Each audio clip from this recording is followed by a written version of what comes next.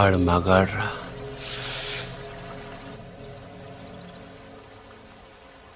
ఎవడన్నా కోపంగా కొడతాడు, లేకపోతే బలంగా కొడతాడు.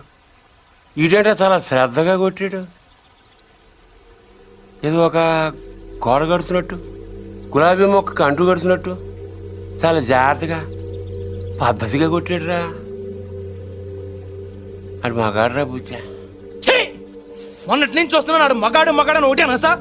ఆడు మగాడైతే మేము మాట్లాడగలవా? నువ్వు అను, రేపు ఈ పాటికాడు బొక్కలిచ్చి మన మొక్కలు ఎరువు కింద వేస్తాను. ఎరువు లేకపోతే అరువు తెచ్చుకుందాం కానీ ఆడితో పెట్టుకోవద్దురా పూచి. అంటే ఆయన కొట్టడం నా వల్ల కాదంటావు.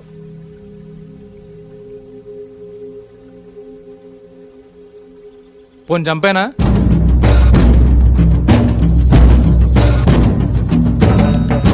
ఎల్లుండి నూకాలమ్మ జాతర. ఊళ్ళో ప్రతివాడు గుడికొస్తాడు, వాడు వస్తాడు, కానీ మళ్ళీ వెళ్ళడం.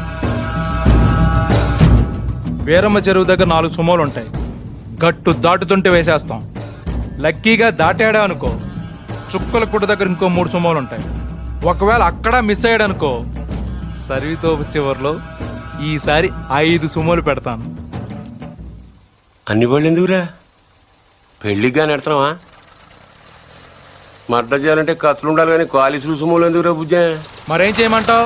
నీలా మందు కొడుతూ కూర్చోమంటావా? రే, జింక నాటేటప్పుడు పులి ఎంత ఓపికగా ఉంటుందో తెలుసా?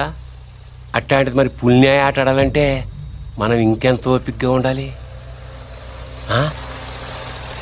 చెట్ల దగ్గర, చెరువు దగ్గర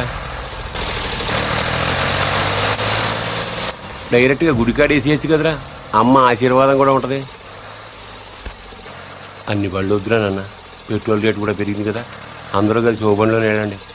ఓ నీ అబ్బా ఆపరదే.